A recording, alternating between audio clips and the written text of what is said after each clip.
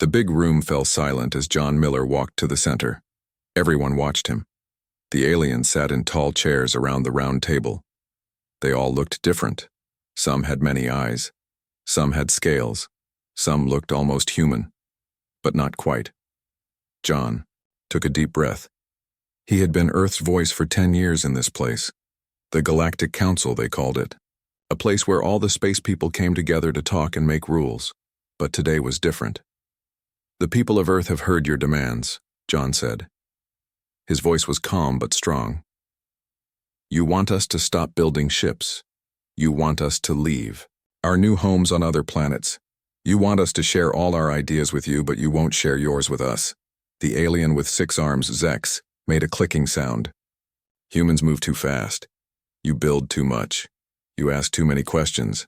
The other races are worried." John looked at Zex. "We have tried to be good neighbors. We have followed your rules for 50 years. But these new rules go too far." The room got noisy. Some aliens were angry, some looked worried. "What are you saying, human?" asked a tall blue alien named Krell. "I am saying that Earth will not accept these rules," John said. "Instead, we are leaving the Galactic Council. All humans will be gone from Council space in 7 days." Now the room was very loud. Aliens were standing, shouting, waving their arms or tentacles. "You cannot leave," Zex said. "No one leaves the Council." "Check your own rules," John said. Page 23, line 4. "Any race can leave if they want to. We want to." In space, things were already happening. Earth had been planning this for months. They knew the Council would try to control them. On the big space station near Jupiter, Captain Bill Carter watched as the last humans got on their ships. "Is everyone off the station?" he asked his helper, Mary. "Yes, sir," Mary said. "All humans are on ships. All our stuff is packed." Bill looked at the screen showing the big, beautiful station they had built. It had taken 15 years to make. It was a place where humans and aliens had worked together, traded goods, and shared ideas. "Start the countdown," Bill said. His voice was sad. "Countdown started," Mary said. 10 minutes until the station is gone." On Earth, people watched their screens as ships came home. Every human who had been living in Council space was coming back. Workers, students, doctors, traders, all coming home. Sue Lee, the world leader, stood in a big room with other leaders. They watched as the clock counted down. "Are we doing the right thing?" asked one man. Sue nodded. "They left us no choice. The Council wants to control us, not work with us. Humans need to be free to grow, to learn, to build. We tried it their way for 50 years. Back on the Council station, John Miller was ready to leave. He packed his few things in a small bag. There was a knock on his door. It was Krell, the blue alien. "Please, John," Krell said. "This is a mistake. The Council is scared of humans, that's all. You learn so fast. You build so quickly. In 50 years, you've done what took other races hundreds of years. That's not a reason to stop us," John said. "That's a reason to work with us. We could do amazing things together." "I know," Krell said. "Some of us know that. But the old races, they don't like change." John picked up his bag. "Maybe they'll learn. Maybe when we're gone, they'll see what they've lost." Krell's big eyes looked sad. "And what if they don't?" "Then humans will find their own way," John said. "We did fine on our own for thousands of years. We'll be okay." In space, the countdown reached 0. The Jupiter station glowed bright, then broke apart. Not in a big explosion, but in a careful, controlled way. Nothing was left that others could use or study. Other human stations across the stars did the same thing at the same time. On the last ship leaving Council space, Mary looked at her screen. "Sir, 3 Council ships are following us. They're staying back, but they're watching." Bill Carter nodded. "Let them watch. Phase 2 starts in 1 hour. Phase 2 was the big plan. Humans had been building something in secret, a special shield that would go around the whole solar system, around Earth, the Moon, Mars, and all the planets. The shield would hide them from the Council. It would keep them safe while they worked on their own plans. The The ship's computer made a noise. "Message from Earth Command," Mary said. "The shield is ready. All ships are back in Earth space. We can start the shield when you give the word." Bill thought about what this meant. Once the shield was up, humans would be alone again.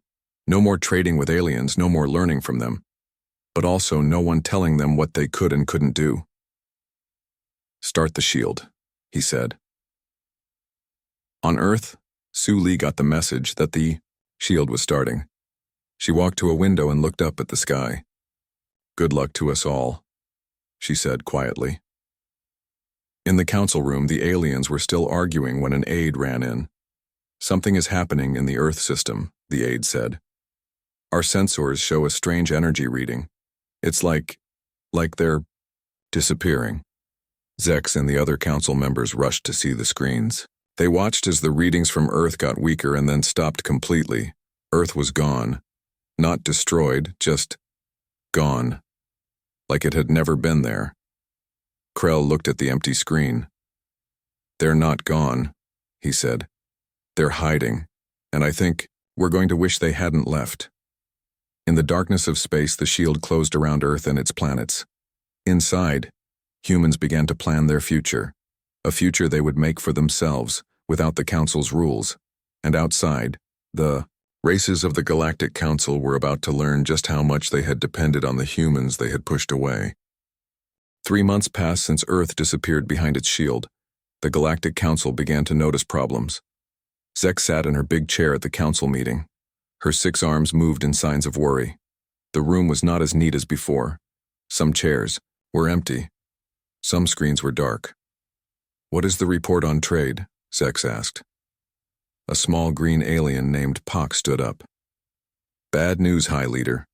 Trade is down 30% across all space. Many goods that humans made are gone now. Prices are going up. People are unhappy." Zex clicked her teeth. This was not good. "What about the Earth shield? Can we break it?" Another alien, tall with one big eye, shook his head. "We have tried everything. Our best ships, our strongest weapons, nothing works. It's like the Earth system isn't there anymore." Krell, the blue alien who had been friends with the humans, spoke up. "I told you this would happen. Humans were good partners. They made things no one else could make. They fixed problems no one else could fix. They were too wild," said an old alien with gray skin. "Too dangerous. And now they are gone," Krell said. "And look what is happening." What was happening was not good for the Council. In the part of space called Sector 4, ships were being attacked. Pirates took their goods. Before, human ships had helped keep space safe. Now, the pirates were not afraid. On one trading ship, the Star Runner, Captain Dan White looked at his screens with worry. His ship was carrying medicine for a planet called Nexus, but 3 pirate ships were following him. "Can we go faster?" Dan asked his pilot, Lisa. Lisa shook her head. "We're at top speed. They're gaining on us." Dan hit the table with his hand. "We need help. Call the Council Patrol." His helper, Ben, made the call. After a minute, he looked up. "The patrol says they can't get here for 6 hours. They're busy with another attack." Dan closed his eyes. 6 hours was too late. The pirates would catch them in 20 minutes. "Should we give them the medicine?" Lisa asked. "If we give them what they want, maybe they'll let us go." "If we give them the medicine, people on Nexus will die," Dan said. "We have to try something else." Long ago, when humans first joined the Council, they had to follow rules about weapons. Human ships were not supposed to have big guns. But some ship captains didn't follow all the rules. Dan was one of them. "Ben, open Hidden Storage Area 3, Dan said. Ben looked surprised. "But Captain, that's—" "I know what it is," Dan said. "Open it." Ben pressed some buttons. A hidden door in the wall opened. Inside was a weapon. It didn't look like much. Just a small metal box with a few lights. "What is that?" Lisa asked. "It's called a pulse disruptor," Dan said. "It makes other ships' engines stop working. The Council banned them 15 years ago, said they were too powerful." "Where did you get it?" Ben asked. Dan smiled a little. "I know some humans who don't always follow rules. Get it ready." "The pirate?" Ships were getting closer. The biggest one sent a message. Trading ship, stop now. Give us your goods or we will shoot. Dan looked at his crew. Get ready. When I give the word, turn the ship around fast and fire the disruptor. Lisa moved her hands over the controls. Ready when you are, Captain. Now! Dan shouted. The Star Runner turned sharply. The pirates were surprised. They didn't expect a trading ship to turn and fight. Ben fired the disruptor. A wave of blue light shot out from the Star Runner. When it hit the pirate ships, their lights went out. They started to drift in space. It worked, Lisa said. Their engines are dead. How long will they stay that way? Ben asked. About 2 hours, Dan said. Long enough for us to get away and maybe for that patrol to find them.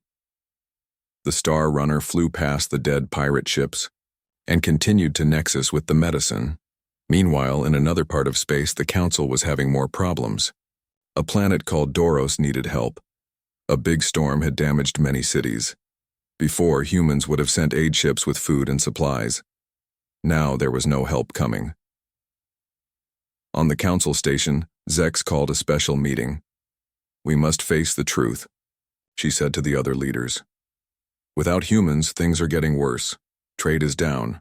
Pirates are attacking more ships. 3 planets have asked for help we cannot give.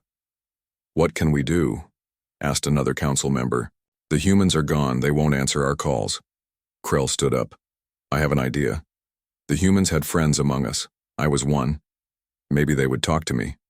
Zex thought about this. It's worth trying. Take a ship. Go to the edge of the Earth shield. Try to talk to them. Krell left the next day in a small ship. It took him 5 days to reach the edge of Earth's shield. The shield looked like a giant bubble in space. It bent light around it so you could barely see it was there. Krell sent a message. This is Ambassador Krell of the Orthan. I seek to speak with my human friends. For a long time, nothing happened. Krell waited. He sent the message again every hour. After 3 days, he was about to give up. Then a small part of the shield opened, like a door. A human ship came out. It was smaller than the big ships humans used to have. On its side were the words, Earth Diplomatic Corps. Krell's screen lit up. A human woman appeared. She had dark skin and short hair. Ambassador Krell, she said. I am Captain Amy Green. We received your messages. Why have you come? The galaxy needs humans, Krell said simply. Things are falling apart without you. Amy's face didn't show much feeling. The council wanted us gone. We left. The council made a mistake, Krell said. A big mistake. Please, will you at least talk to us? Amy was quiet for a moment. Then she said, I will take your message to Earth. If our leaders agree, we will contact the council. When? Krell asked. When we are ready, Amy said. Not before. The small door in the shield opened again. Amy's ship went back inside. The door closed. Krell returned to the council station. He told Zex what happened. So we wait, Zex said. We wait, Krell agreed. And we hope they decide to talk to us before things get even worse. In the darkness of space, more ships were being attacked. More planets were asking for help that didn't come. The council was beginning to fall apart, and behind their shield, the humans watched, and waited, and planned. 6 months passed. The shield around Earth stayed closed. The problems in space got worse. On the council station, Zex called a meeting. Only half the usual leaders came. Some couldn't travel safely now. Some were too busy with problems at home. We know. Must face the truth, Zex said. We need the humans to come back. Without them, everything is falling apart. The leaders looked at screens showing the bad news. Trade was down 60%. 20 supply ships had been attacked by pirates in the last month. 2 small planets were fighting over food. Have the humans answered our messages? Asked a leader, with 4 eyes. No, said Zex. We have sent 50 messages they don't answer. Krell, the blue alien who had visited the shield, spoke up. Maybe we are not offering them enough. They know we need them now. They have the power. Zex didn't like that idea. The council had always been in charge, but now things were different. "What do you suggest?" she asked Krell. "Let me go back to the shield," Krell said. "Let me tell them we will accept their terms, whatever they want." Some leaders gasped. "Whatever they want? That's too much." Krell looked around the room. "Look at what's happening. Is your pride worth watching the galaxy fall apart?" Zex thought for a long time. Then she nodded. "Go, Krell. Tell the humans we are ready to talk. Really talk." Inside the Earth shield, humans were busy. They had used their time alone to build new things, make new plans. In a big room in New York, world leaders met. Amy Green, who had talked to Krell months ago, gave a report. "The council is desperate now," she said. "Our watchers outside the shield say things are very bad out there." Sue Lee, still the world leader, asked, "How bad?" Amy showed pictures on a big screen. Food shortages on 12 planets. Pirates controlling whole areas of space. 2 small wars have started. "And they want our help now," said another leader. Sue nodded. "After they pushed us away. After they tried to control us." "What should we do?" asked a man with white hair. "Stay hidden forever, or go back out there?" Sue looked around the room. "We have a choice to make. We can stay here, safe behind our shield. We can build our own future without the council."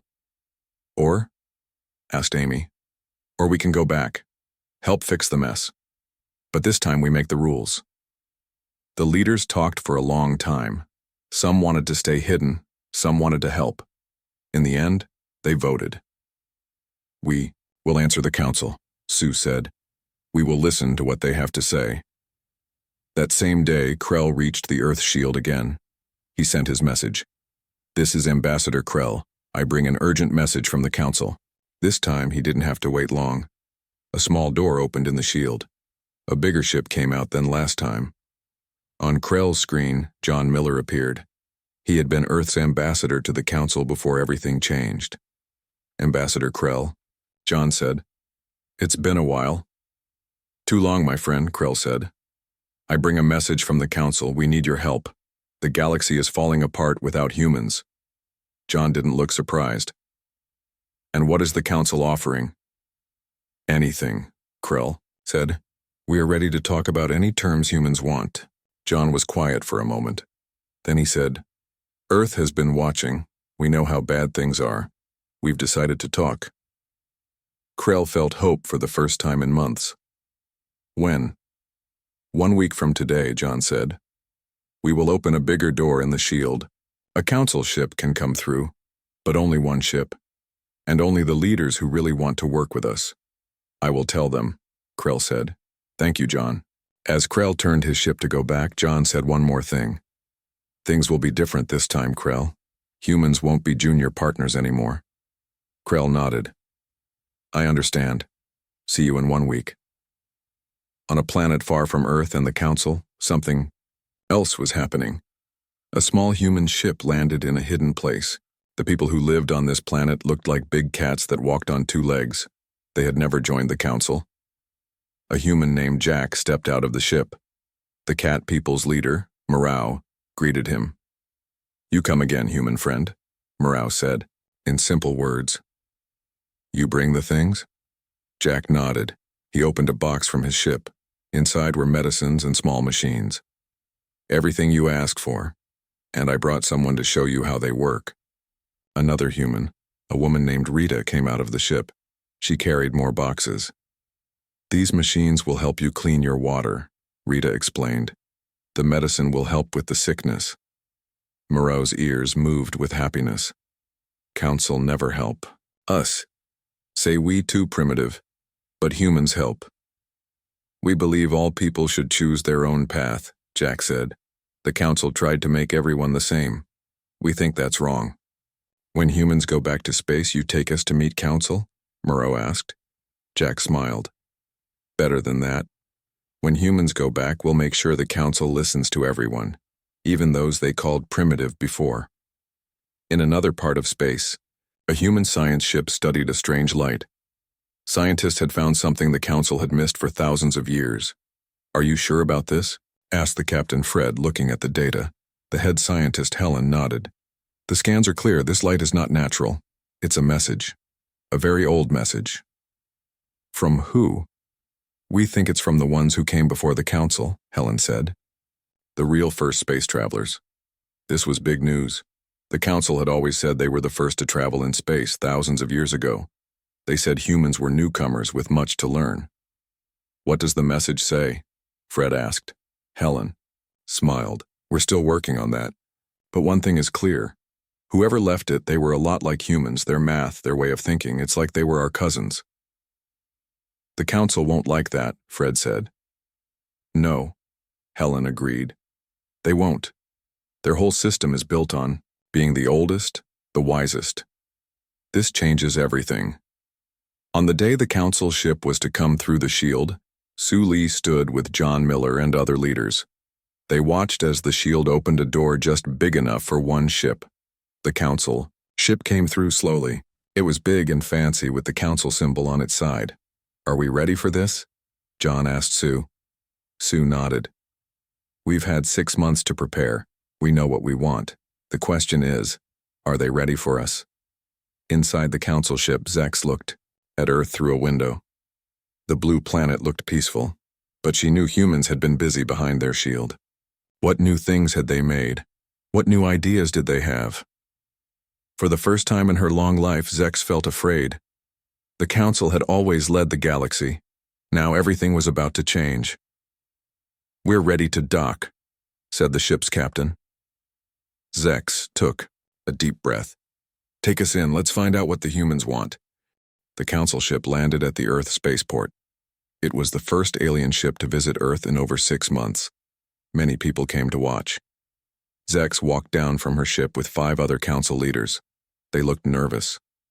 Human guards stood nearby. Watching them carefully, Sue Lee stepped forward. Welcome to Earth, High Counselor Zex. It has been a long time. Zex tried to look proud, but it was hard. She needed Earth's help too much. Thank you for allowing us to come, World Leader Lee. Follow me, Sue said. We have a lot to talk about. They went to a big meeting room. Through the windows, they could see the blue sky of Earth. On the table were papers and small machines. John Miller, the old ambassador, was there too. He smiled at Krell, the blue alien who had brought the council's message.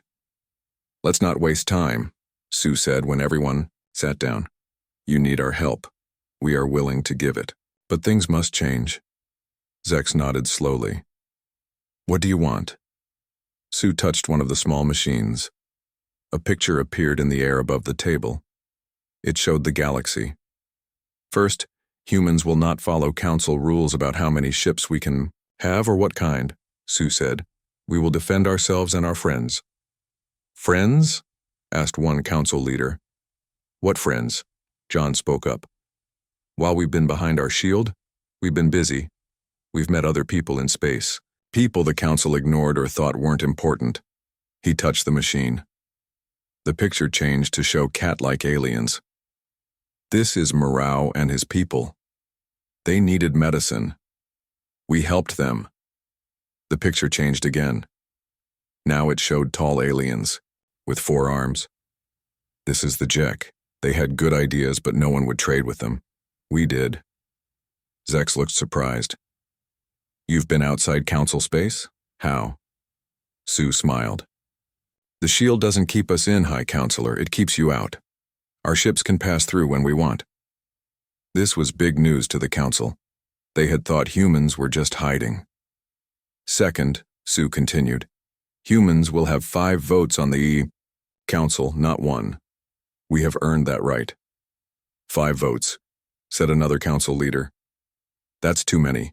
No one has more than 2. No one has saved the council from falling apart before, John said.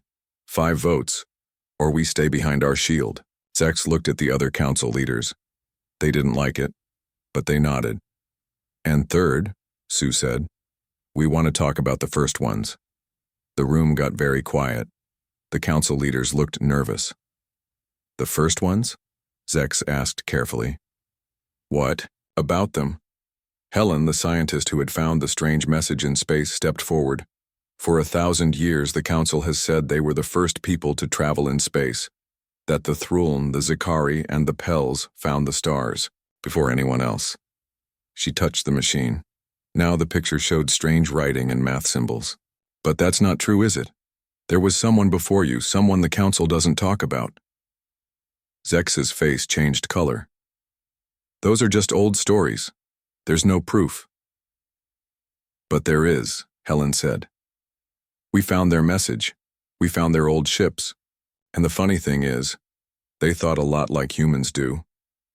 One of the Council leaders stood up quickly. This is not what we came to talk about. We came for help with pirates and trade. Sue looked calm. It's all connected. You have told everyone that humans need to listen to the Council because you are older and wiser. But what if that's not true? What if there were others before you who were more like us than like you? Zex was quiet for a long time. Then she said, What do you want us to do? Tell the truth, John said simply. Share what you know about the first ones. Let everyone in the galaxy hear the real story. And if we refuse? Zex asked. Sue's face got harder. Then we'll tell what we found. We'll show the proof to everyone, and the Council will lose what little trust it has left. Outside the meeting room, in the space above Earth, more ships were coming through the shield. Not Council ships, but ships from the new friends humans had made. The cat people, the Jek and others who had never been invited to Council meetings before. On a screen in the meeting room, Sue showed these ships to Zex. Look, these are the people who will help us build something new, with or without the Council. Zex understood now. Humans weren't just asking for better terms. They were ready to make a whole new way for space people to work together if the Council said no. On the far side of the galaxy, more human ships were appearing. They helped ships that were attacked by pirates. They brought food to planets that needed it. And everywhere they went, they told people about the meeting on Earth, about the new choices being made. Back in the meeting room, Zex asked for time to think. She and the other Council leaders went to a different room to talk in private. We have no choice, one leader said. Without humans, everything falls apart. But 5 votes, the truth about the first ones, it's too much, said another. Zex looked out the window at Earth. The humans have outplayed us. They knew the Council would fail without them. They waited until we were desperate. So we give them what they want, asked Krell. Zex turned back to the group. We give them what they want, but we ask for something too. We ask them to help stop the pirates first, before anything else. We need to show everyone that the Council is still strong. Even if we need human help, the Council leaders went back to the meeting room where Sue and the others waited. We accept your terms, Zex said. 5 votes, freedom to build ships, and we will share what we know about the first ones. Sue nodded. Good, then let's start working together. But, Zex said, we need your help right away with the pirates. 3 more trading ships were attacked yesterday. People are going hungry on Nexus and Prel. We're already helping, John said. He touched a screen showing human ships all across the galaxy. While we've been talking, our ships have been moving. The pirates won't know what hit them. For the first time, Zex felt hope. Maybe this new way could work. Maybe humans and the Council together could be stronger than either alone. But she also knew nothing would ever be the same. Humans wouldn't follow quietly anymore. They would lead. And the truth about the first ones would change how everyone saw the Council. It was the end of the old way, and the beginning of something new. 1 year had passed since the big meeting on Earth. Many things had changed in space. The pirates were almost gone. Trade was good again. People on far planets had food and medicine. On a special day, a new meeting place opened. It wasn't on a Council station like before. It was built in space between stars where anyone could come. They called it Unity Station. Sue Lee and John Miller walked through the big main room of Unity Station. The walls were clear so you could see the stars. People from many worlds walked around them. Some looked like humans. Some had 6 arms like Zex. Some had fur or scales or wings. Hard to believe how much has changed in just 1 year, John said. Sue nodded. All because we left when they pushed us too hard. They went to a big round room. Here the new leaders of space met. It wasn't called the Council anymore. Now it was the Galactic Union, and there were many new faces. Mro, the cat-like alien who had been Earth's friend, sat at the table. Next to him was Tal of the Jek, with her 4 long arms. And there were others who had never been allowed to speak in the old council. Zex came in with other old council leaders. They didn't look so proud now. But they didn't look angry either. They had learned that working together was better than being in charge. The first meeting of the Galactic Union is now open, Sue said. The first thing they talked about was the pirates. Human ships had been busy. They found the pirate bases. They didn't just fight the pirates. They offered them better jobs, better lives. Some pirates changed their ways, some didn't and were stopped. Next, they talked about the new rules for space. No one group would make all the rules anymore. Each kind of people would have a voice. And now, John said, we need to talk about the first ones. Helen, the scientist, stepped forward. Behind her, a wall lit up with pictures of strange ships and buildings. For a long time, the council said they were the first in space, Helen said. But that wasn't true. There were others, long ago. They left messages and ships for us to find. One of the old council leaders stood up. We should have told the truth before. We were wrong to hide it. Helen showed more pictures. The first ones were a lot like humans in how they thought. They explored. They built things. They were curious. But something happened to them. They disappeared. What happened? Asked Moreau. We don't know yet, Helen said. But we've found more of their old places. We're learning their story, and we think it's important for all of us to know it. In another part of the station, a school was open. Young ones from many worlds sat together, learning. A human teacher named Paul showed them pictures of different worlds. In the old days, Paul said, people stayed with their own kind. The council said that was better. But now we know that's not true. We are stronger together with all our different ways of thinking. A small blue child raised a hand. Teacher, why did the humans hide behind their shield? Paul thought about how to answer. Sometimes when someone doesn't listen to you, you have to walk away. That's what humans did. We walked away until the others were ready to listen. Outside the station, ships came and went. Trade was better than ever. New kinds of ships filled space, with new ideas from many worlds working together. On a planet, far away, Laura Smith helped the people there plant new food. The old council had said this planet was too poor to join them. Now, with human help, they were growing strong. Will we be part of the union too? Asked one of the planet people. If you want to be, Laura said. No one has to join, but everyone can if they want to. Back on Unity Station, the meeting was ending. Sue looked around at all the different faces. Some had been enemies before. Now they worked together. We have done a lot in 1 year, Sue said. But there is much more to do. The galaxy is big. There are many people we haven't met yet, many places we haven't seen. Zek spoke up. In the old days, we were afraid of what we didn't know. That's why we tried to control everything. But humans showed us a better way. Not just humans, John said. All of us, working together, each with something to teach the others. After the meeting, Sue walked with Krell to look at the stars. The blue alien had been a friend to humans even in the hard times. Do you think it will last? Krell asked. This new way of working together? Sue watched the ships flying by. It won't be easy. Old habits are hard to break, but I think we've all learned that we need each other. And the shield around Earth? Krell asked. Will you keep it? Sue smiled. For now, yes, it reminds everyone what can happen if they try to push humans around again. Krell laughed. I don't think anyone will make that mistake twice. On Earth, people looked up at the night sky. The shield was still there, but it was open in many places now. Earth ships came and went freely, and sometimes, ships from other worlds came to visit. Children pointed at the stars and talked about visiting them someday. Adults made plans for new ships, new ideas, new ways to explore. And across the galaxy, a new age began. Not perfect, not without problems, but better than before. All because humans had the courage to leave when they needed to, and the wisdom to come back when things could change. In the deepest part of space, something stirred. The first ones weren't all gone after all. They had been watching, waiting, and now they saw something new happening, something that gave them hope.